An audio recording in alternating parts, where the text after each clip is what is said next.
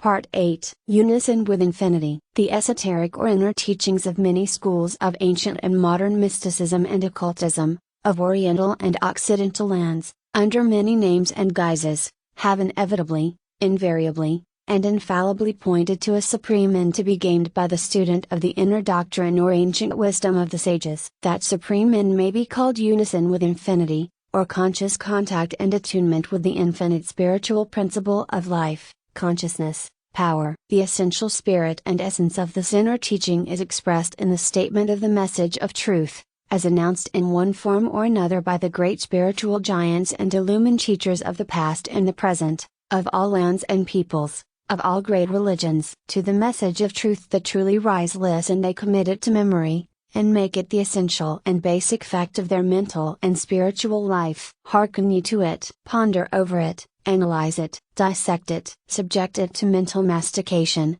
mental rumination, mental digestion, mental assimilation. Return to it again and again, you make it your very own. The message of truth you, yourself, in your essential and real being, nature and entity, are spirit and naught but spirit, and end of spirit, spiritual and not material. Matter, in any and all of its forms, is your instrument of expression, the stuff created for your use and service in your expression of life, mind and will. It is your servant, not your master. You condition, limit and form it, not at you. You fashion it, not at you. When you recognize and realize your true and real nature, and awaken to a perception of your real relation to spirit and of its relation to you, the report of spirit, received by its accredited individual centers of expression, and by them transmitted to you, is this: A. In the degree that you perceive, recognize and realize your essential identity with me, the supreme presencia power, the ultimate reality, in that degree will you receive and be able to manifest my spiritual power. I am over and above you, under and beneath you, I surround you on all sides. I am also within you, and you are in me. From me you proceed, and in me you live, and move and have your being. Seek me by looking within your own being, and likewise by looking for me in infinity, for I abide both within and without your being. If, and when, you will adopt and live according to this truth, then will you be able to manifest that truth in and by it alone are freedom and invincibility, and true and real presence and power to be found, perceived, realized and manifested. The message of truth informs you that you must perceive, recognize and realize your essential identity with the infinite presencia power, in order to be able to manifest that spiritual power. This perception, recognition, realization is experienced in completed reason, i.e., by combined and coordinated intellect and intuition. In the foregoing instruction we have sought to awaken the intellectual perception, recognition and realization. We trust that we have succeeded in doing so. The intuitional perception, recognition and realization differ from the intellectual achievement, inasmuch as intuition does not need to be taught, it already knows all that is required. Here is to awaken in intuition the fact of its own knowing, so that it may pass down to the field of intellect its report. This awakening may be effected in two ways, viz., 1. By considering the reports of the experience of those illumined souls who have preceded you on the path of attainment, and who have left behind them a record of their spiritual experiences.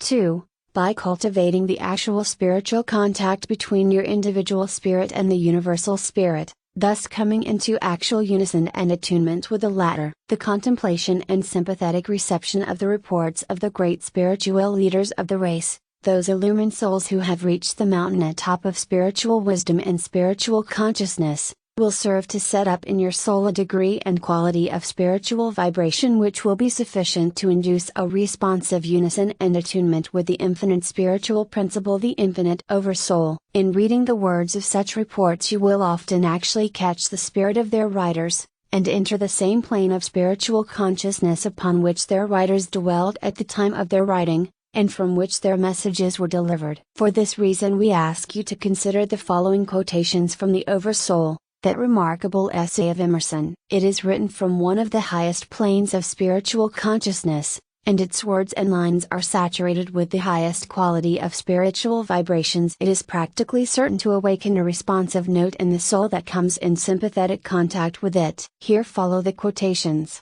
The heart which abandons itself to the Supreme Mind finds itself related to all its works, and will travel a royal road to particular knowledge and powers. For in ascending to this primary and aboriginal sentiment we have come from our remote station on the circumference instantaneously to the center of the world where we see causes, and anticipate the universe, which is but a slow effect. This spiritual power communication is an influx of the divine mind into our mind. It is an ebb of the individual rivulet before the flowing surges of the sea of life. Every distinct apprehension of this central commandment agitates men with awe and delight. A thrill passes through all men at the reception of a new truth, or at the performance of a great action which comes out of the heart of nature. In these communications the power to see is not separated from the will to do, but the insight proceeds from obedience, and the obedience proceeds from a joyful perception. Every moment when the individual feels himself invaded by it, is memorable. Always,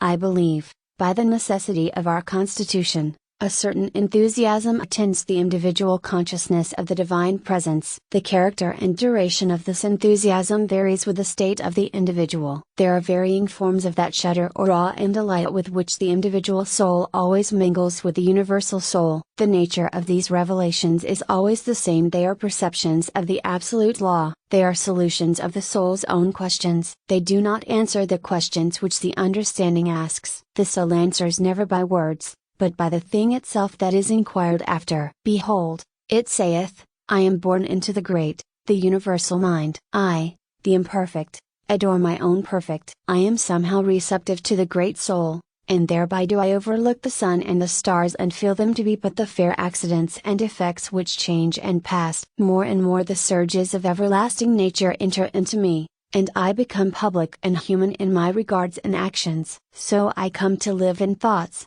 and to act with energies which are immortal. Does this idea of drawing to yourself the inspiration and illumination of the Infinite Spirit seem presumptuous, irreverent, forbidden to your will? If so, turn to your own favored book of religious authority, whatever it may be, Jewish, Christian, Mohammedan, Brahmin, Buddhist, Zoroastrian, it matters not which, for each and all of them carry the message of truth in some form, and you will find there the invitation to ask, and the promise to furnish, the intuitional, inspirational, and illuminating messages of truth of help, strength, aid, and comfort in the hours of need. For instance, if any man need wisdom, let him ask of God also. Before they call, I will answer, and while I am speaking they will hear also. Ask and ye shall receive, and knock and it shall be opened unto you. The invitation always is there, the promise of fulfillment always accompanies it. Next, we offer for your sympathetic consideration the following quotations from a little esoteric manual,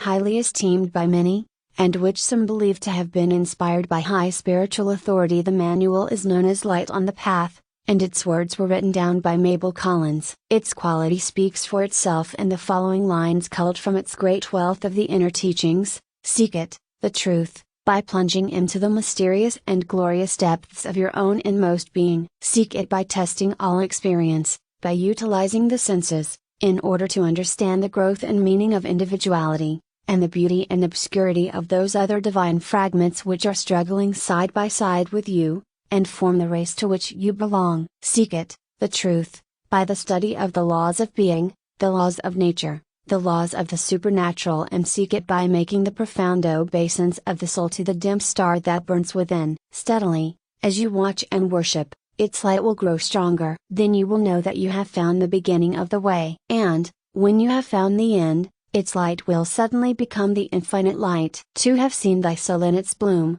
is to have obtained a momentary glimpse in thyself of the transfiguration which shall eventually make thee more than man. To recognize, is to achieve the great task of gazing into the blazing light without dropping the eyes, and not falling back in terror as before some ghastly phantom. This happens to some, and so, when the victory is all but won, it is lost. Then will come a calm, such as comes in a tropical country after a heavy rain, when nature works so swiftly that one may see her action. Such a calm will come to spiritual power, the harassed spirit, and, in the deep silence, the mysterious event will occur which will prove that the way has been found. Again and again the battle must be fought and won. It is only for an interval that nature can be still. But to learn is impossible until the first great battle has been won. The mind may recognize truth, but the spirit cannot receive it. Once having passed through the storm, and attained its peace, it is then always possible to learn, even though the disciple waver,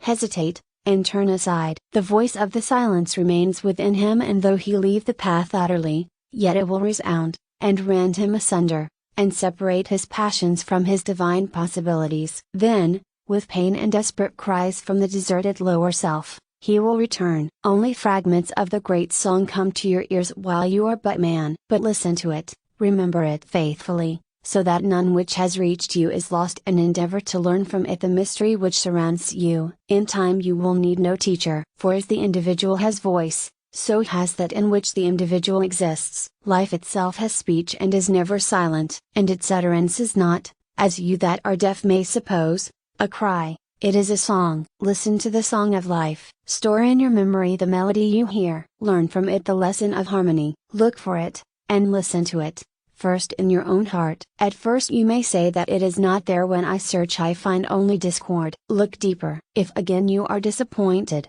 pause, and look deeper again. There is a natural melody, an obscure fount, in every heart. It may be hidden over and utterly concealed and silenced, but it is there. At the very base of your nature, you will find faith, hope, and love. Look for it there. We shall not attempt to explain or to comment upon the inspired statements above presented to you. They will become more and more apparent to you as you ponder over them. The study of and meditation over them will open your spiritual ears, and make keen your spiritual hearing. Enough to say that the song, the hidden melody, is the song of the soul, the harmonious voice of the spirit within, which speaks without words. It is the voice of the silence which chants, I dwelleth within thee, just as thou dwellest within me. The kingdom of heaven is within thee, just as thou art in the kingdom of heaven of spirit of that which I am. Spirit abides within its creation within you, just as you are present in your thoughts, your ideas, your will actions, and your life via processes. It wells up in your spiritual consciousness, and when your ears are properly attuned to its high vibrations, you will catch occasional notes of its great song of infinite life. Blessed is he who is able to so still the sounds of the phenomenal world that his ears may receive the notes of the voice of the silence, to catch the rhythms of the soundless sound of the infinite harmony. By cultivating actual spiritual contact between your individual spirit and the universal spirit, you act as does the person who steps out into the open places and allows the rays of the sun to fall upon him. Like a great sun of spiritual power, Spirit is present above you, radiating its beams of presentia power upon you. When you recognize and realize its presence, and open the channels of your being to the inflow of its beneficent forces, then it energizes, animates and inspires your entire being. As you have seen in the message of truth, the available strength of these rays and beams, and the degree of your receptivity to them,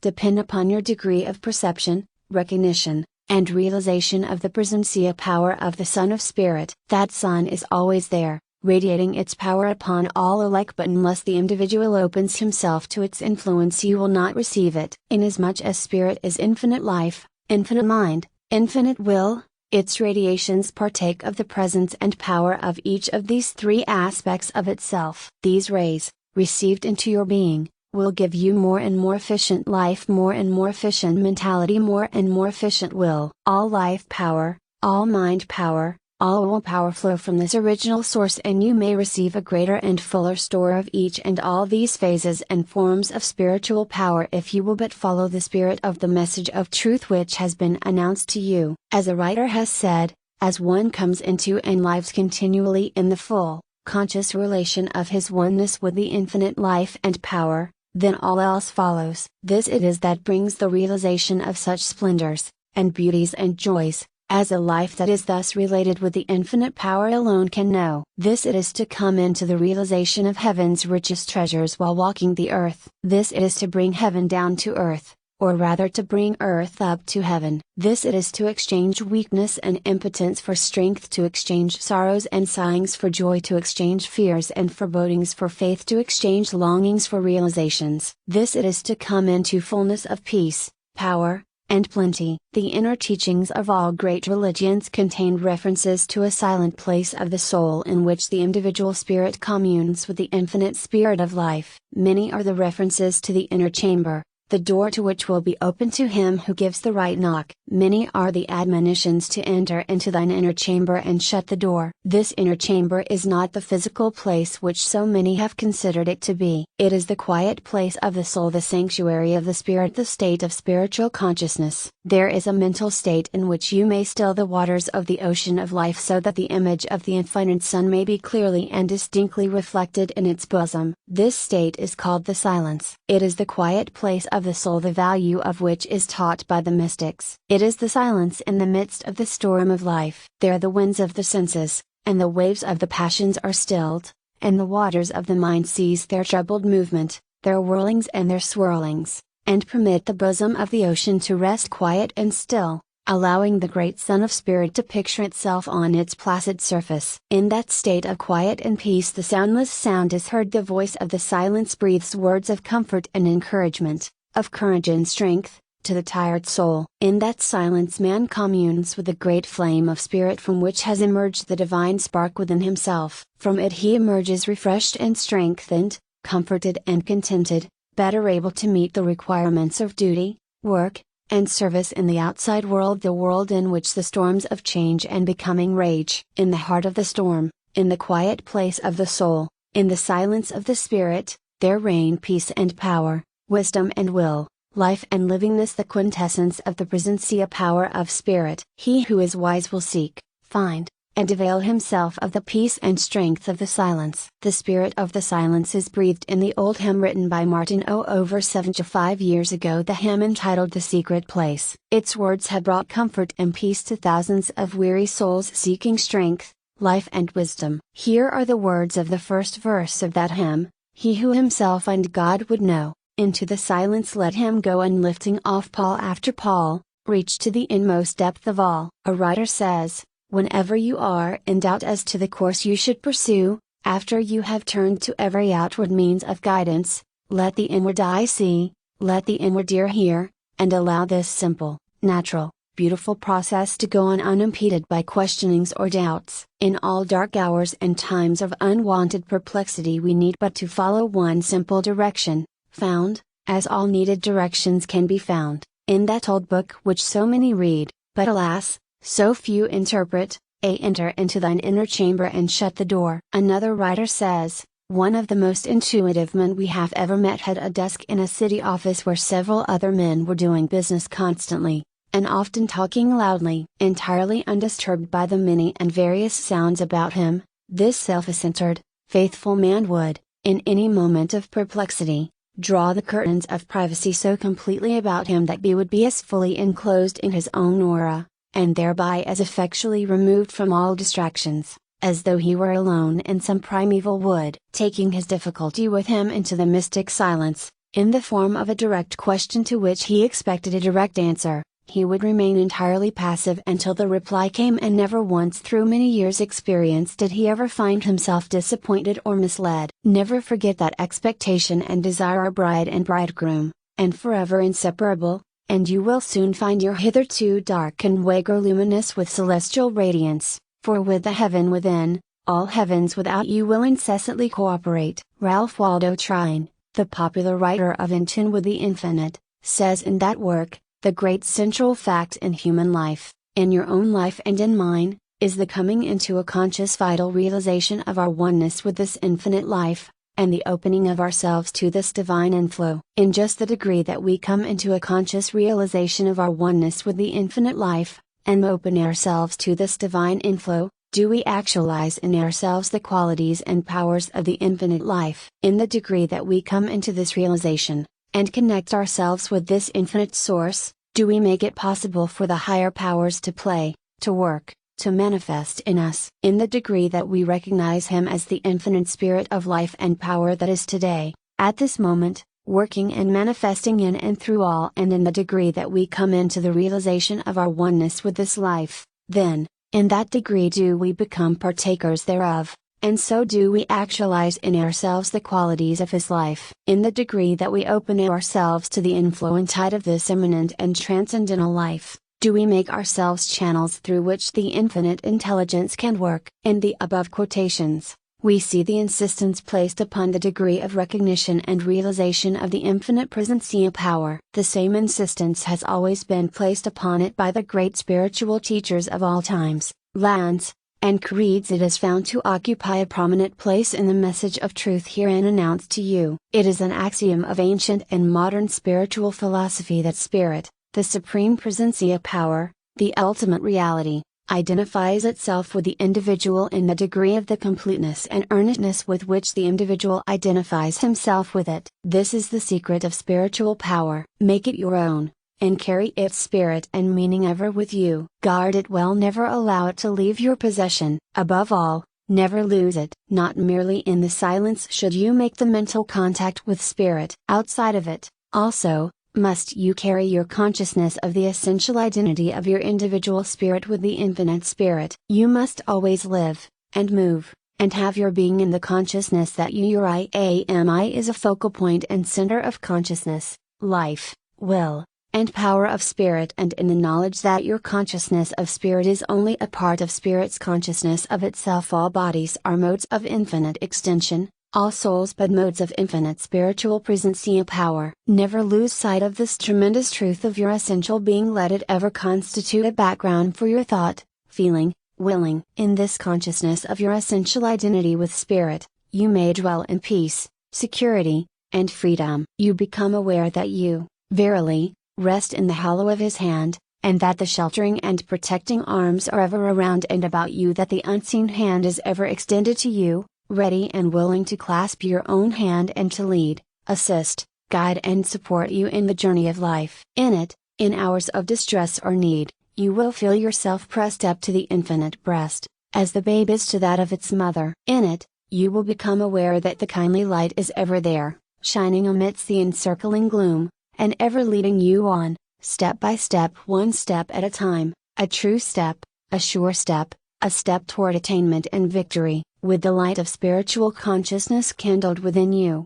alive and burning bright, you may supplant fear with indomitable courage, supplant doubt and skepticism with the faith that knows, supplant sorrow with joy, supplant unrest with peace. In that infinite light, the brooding presence of spirit will hover over you, around you, about you. Standing on the solid rock of truth, you will find that its presence, its power, its peace, its joy, will be superimposed upon you, and its essence and livingness will enter into and permeate your entire being. When you wish to draw to yourself the rays of the presencia power of spirit, in hours of special need, make use of the following mediation, which is, in substance and in spirit, that which has been handed down from teacher to student, from generation to generation, for many ages, in all lands, by the adherents of the great spiritual philosophy. It will help you to rediscover the light. If you have temporarily lost it, it will help you to discover the light if you have not already found it. In it burns brightly the flame of spirit, the only source of light,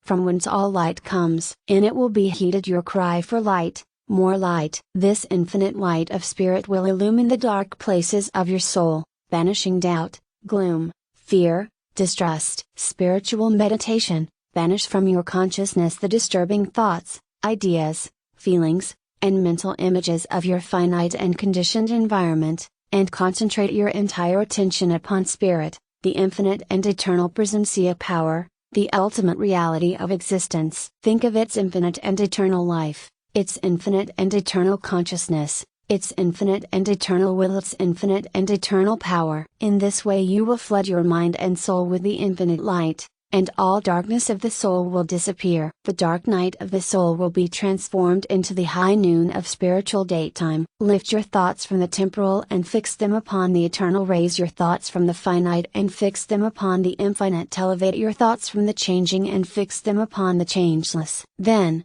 having done this, you are prepared to return to the things and scenes of personal, finite, temporal, changing existence, again to take up your work, duties, service, to return, however, infinitely refreshed, reinvigorated, and filled with new life, spirit, courage, wisdom, and will. Here, we would call your attention to another important point concerning this contact with spirit, this unison with infinity of which we have told you. The term unison means harmony, agreement, concord, union. In the present usage, The term carries with it the idea involved in its meaning when it is employed in relation to music, i.e., identity and pitch coincidence of sounds proceeding from inequality in the number of vibrations made in a given time by two or more sonorous bodies. Even still more significant in this connection is the familiar idea of the attunement of the receiving and sending instruments in wireless telegraphy, or in the even more wonderful wireless radiophone. As you know, the ether may be filled with countless wireless messages or transmitted sounds, yet the receiving instrument will not pick up or record any of them unless it first be tuned to a pitch corresponding to that of the sending instruments. To all the receiving instruments not so attuned, it is practically as if these messages and waves of power were non-existent. Here we have a remarkable instance of those wonderful analogies which are found on all sides in nature, and which are indicated in that axiom of the Hermetic teachings: as above, so below, as within, so without, as in great, so in small. The fundamental idea involved in our thought concerning the unison between the individual spirit and the infinite spirit is based upon the fact expressed in the term vibrations. Rightly understood, not only are all material things in vibration vibrating by reason of the influence of spirit upon them, and of the spirit dwelling within them, but all spirit, and spirit itself, is to be conceived as vibrating. Nothing is motionless, everything is in motion wherever there is spirit or spirit. It is true, as the ancient sages and their modern successors inform us, that there is a state of being in which the vibrations are of such infinite intensity and rapidity that all seems to be motionless, standing still, and at rest, but, at the last, this is perceived to be infinite motion and not motionlessness. Spiritual vibrations radiate and may be picked up by spiritual instruments properly attuned. Spirit is radioactive. When the individual soul becomes attuned to the oversoul, when the individual spirit is keyed to the pitch of spirit, then does the life, mind, will, strength of spirit flow into the individual spirit, which is its focal center of expression and manifestation. When the individual spirit is so attuned to spirit, then not only do the messages of spirit reach its mind and soul, but also the power of spirit, its spiritual power, flows into the channels of the individual spirit, there to be used and employed by the latter when it has learned how to apply it properly. You have heard of the mental second wind, which, like the physical second wind that comes to the tired runner, so often is attained by one when he has become mentally exhausted. You have, moreover, most likely noted the suggestion of Professor William James that there is a third wind, a fourth, a fifth, a sixth, a seventh wind of physical, mental, and spiritual energy which become available to the individual who has learned to tap their sources. These sources are really phases of the infinite fount of all power, which in this instruction we have called power, and which in its ultimate essence and nature is spiritual power. The great spiritual teachers of the race have always taught, and teach today, that this infinite fount of power is unlimited and inexhaustible in extent, amount, and degree, its apparent limitations being caused solely by the incapacity of the individual to receive and apply that power. By contacting the infinite supply, by becoming in unison with infinity, by adjusting your spiritual receiving apparatus, you may pick up and make use of the constant and unfailing current of spiritual vibrations which are forever being radiated and emanated by spirit, the fount of all power. This is far more than a mere figure of speech or metaphorical representation. It is the expression in physical terms of a tremendous truth of spiritual power. Its truth may be proved by you in your own actual experience, provided that you will but go about it in the right way, and we have pointed out to you that right way. It is not enough that you should perceive, recognize, and realize the truth concerning spiritual power. You should also manifest its energies which are available to you. You should demonstrate the truth in your everyday life and work. The infinite spiritual power is not static, it is dynamic. It is not for rest, it is for use, action, and employment in the activities of the world. It is impossible, however, for you to possess any marked degree of the perception, recognition, and realization of this truth without also manifesting and demonstrating it in at least some degree. Even a partial perception and realization of the infinite presencia power of spirit will impart to you an increased efficiency, proficiency, and method of application of its energies and forces. Conscious application of spiritual power soon passes down to the plane of your subconscious, and thereafter becomes habitual and instinctive with you. By the right application of spiritual power, you open the doors of the storehouse of the infinite supply. The infinite supply furnishes the material and means wherewith wants, necessities and needs are supplied, filled, gratified, satisfied. All material, and all forces, are under the control of spiritual power. You are entitled to all that is necessary for your full, rightful expression of the life and spirit within you. The material for your needs is contained within the substance, which is plastic and responsive to the power of the spirit. Spirit contains all the power necessary to mold and shape that material into objective form. All that is needed by you is the faith and will to apply that power which is within you. Throughout all nature we find the operation of the law of supply, the law of use. All life instinctively draws upon the infinite supply for all that is required for its normal needs,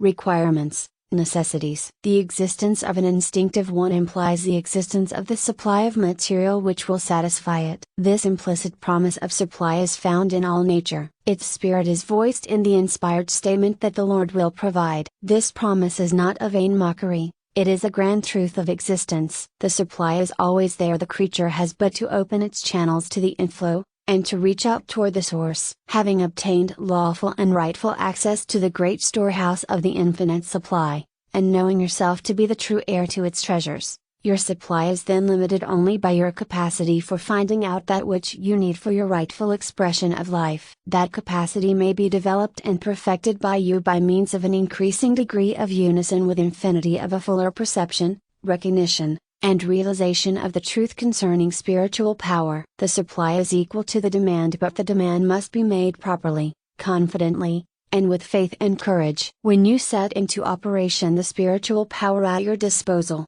you will begin to attract to yourself that which is necessary for your use, need, and support, that which will relieve and remove your lack and want. You will do this in precisely the same way that the lilies of the field attract to themselves that which they need for their support, and use that which raises them up to that state of natural magnificence, excelling even Solomon in all his glory, as you have been told by a high spiritual authority. You are a creator. You create your environment. You have always done so, whether you consciously will to do so or not. Your spiritual forces are always working in this way. Consciously or unconsciously, willingly or unwillingly, you are setting into operation great spiritual forces which produce certain material effects. You are a builder, a creator, even though you know it not. This being so, wisdom dictates that you build intelligently, and in accordance with your heart's desire. So build thee more stately mansions, O my soul. Should ever be your demand. Build for yourself the kind of world of which you have dreamed. Make your dreams come true. Trine voices a great truth when he says, each is building his own world. We build from within, and we attract from without. Thought is the force with which we build, and thoughts are forces. Like builds like, and like attracts like. In the degree that thought is spiritualized does it become more subtle and powerful in its workings. This spiritualizing is in accordance with law, and is within the power of all. Everything is first worked out in the unseen before it is manifested in the seen, in the ideal, before it is realized in the real, in the spiritual, before it shows forth in the material. The realm of the unseen is the realm of cause. The realm of the seen is the realm of effect. The nature of an effect is always determined and conditioned by the nature of its cause. In this book we do not attempt to give you specific directions for the employment of spiritual power in any of its many possible particular forms of use and application. In other books of this series we have pointed out to you how you may effectively employ this spiritual power,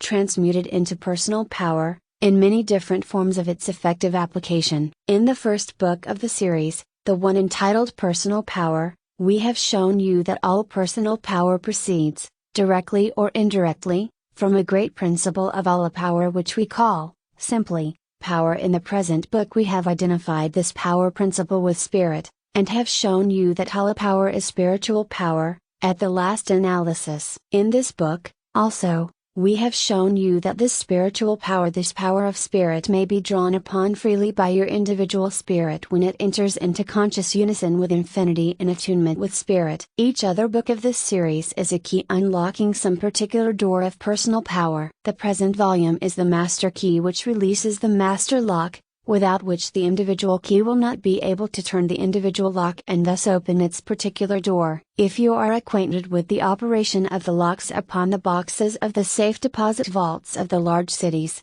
you will understand more clearly this illustration. Lacking the master key, you will never be able to secure the full measure of personal power in any of its phases, nor will you ever be able to employ that power most intelligently, to the best advantage, and with the highest degree of efficiency. The knowledge of Spirit, the infinite and eternal, ultimate and sovereign, presentia power constitutes that which, when known, causes all else to be known, concerning the manifestation of personal power. A writer has said of this knowledge of truth and power that it hews open the path, as the lightning splits the darkness. It dissolves doubts, cuts knots of chronic impossibility, melts circumstances, pierces shadows like a flash of glory, dashes through the jungle of appearances like the horn of a unicorn. The little occult manual, believed by many to have been inspired, to which we have previously referred, contains the following instructive and suggestive bit of esoteric teaching. It refers to the battle of life on the plane of material existence, and of the real self, spirit, which abides as the inner self of the individual spirit, and which springs to action when it is perceived, recognized, realized and acknowledged by the individual soul, and when its aid and service is demanded by the latter as its rightful heritage. Listen to the voice of the message, stand aside in the coming battle and, though thou fightest, be not thou the warrior. Look for the warrior, and let him fight in thee. Take his orders for battle, and obey him, not as though he were a general, but as though he were thyself, yet infinitely wiser and stronger than thyself. Look for him, else in the fever and hurry of the fight thou mayest pass him and he will not know thee unless thou knowest him. If thy cry reach his listening ear, then will he fight in thee, and fill the dull void therein. And, if this is so, then canst thou go through the fight cool and unwearied, standing aside, and letting him battle for thee. Then it will be impossible for thee to strike one blow amiss. But if thou look not for him,